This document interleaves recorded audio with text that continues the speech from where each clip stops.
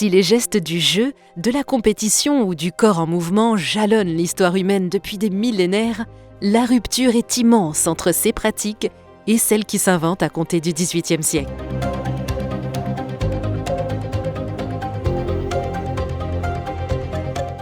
En 1900, Paris accueille les Jeux Olympiques dans le cadre de l'Exposition universelle. Les débats sont vifs. Coubertin défend un sport élitiste puisque réservé aux amateurs qui ont l'argent et le temps pour s'entraîner, tandis que Picard promeut la démocratisation de la pratique et des concours internationaux non olympiques. La loi de 1901 favorise la naissance des clubs et des fédérations sportives. Certains sports sont déjà populaires. La gymnastique, le cyclisme avec le Tour de France, la boxe. L'image du champion émerge. Tantôt amateur revendiqué et tantôt faux professionnel. Les hommes politiques et les diplomates commencent à s'intéresser aux rencontres sportives internationales.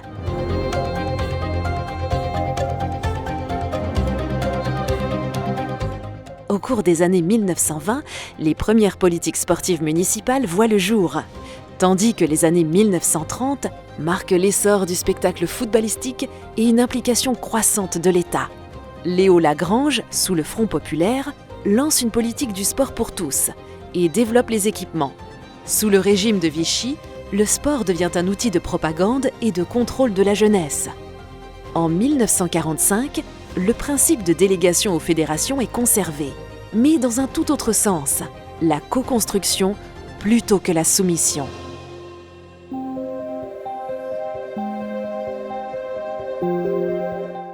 L'échec au JO de Rome en 1960, aucune médaille d'or, provoque un électrochoc national.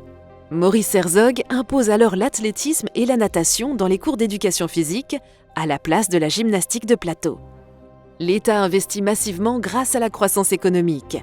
Stades, gymnases, piscines, équipements fleurissent sur le territoire. Les lois Herzog et Mazot renforcent la professionnalisation de l'encadrement et distinguent sport scolaire et éducation physique et sportive. Une idée domine.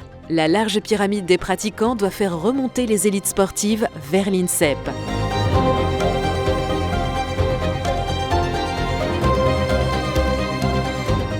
Avec la loi Avis, 1984, les collectivités territoriales vont jouer un rôle clé dans le développement sportif.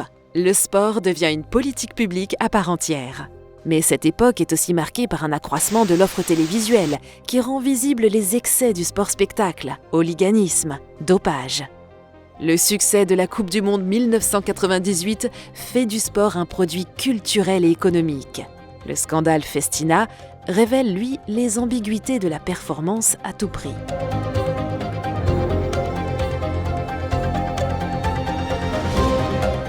La loi Buffet de 2000 renforce le rôle des collectivités et redistribue 5% des revenus du sport professionnel au sport amateur.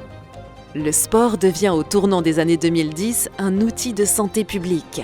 Création de l'Agence française de lutte contre le dopage, prescription médicale de l'activité physique, maison sport santé. Le sport s'engage aussi contre les discriminations et les violences. Avec Paris 2024, le sport français affiche une double ambition: excellence et accessibilité.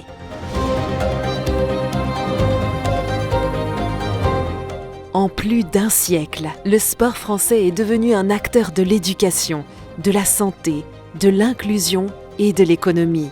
Il repose sur un équilibre entre État, collectivités territoriales, mouvements sportifs et secteur marchand.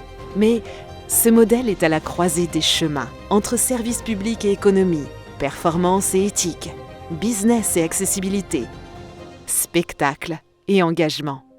E-sport, sport santé, écologie, intelligence artificielle, les nouveaux défis sont déjà là. Et si plus que jamais le sport devenait l'espace où se joue notre avenir commun ?